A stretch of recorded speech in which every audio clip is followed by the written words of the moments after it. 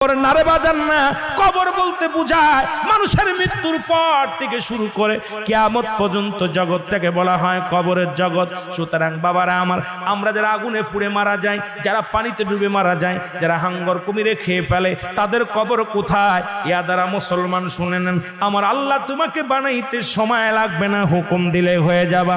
সুতরাং মৃত্যুর পর থেকে শুরু করে কিয়ামত পর্যন্ত জগৎটাকে বলা হয় কবর। এই কবরে যেদিন শোয়া দিবে, এক নম্বরে আসবে একজন ফেরেশতা, তার নাম হলো নোমান ফেরেশতা। মুসলমান শুনে নেন, আমরা জানি কবরে শোয়ানো পর মুনকার নেকির আসবে। এই ভাইরা আমার, মুনকার নেকির আসার আগে নোমান ফেরেশতা আসবে, কবরে ঢুকে যাবে। সব মুসলমান ডাকতে বলবে, ভাই ওঠো, তোমার ভিতরে রূহটা দেয়া হলো।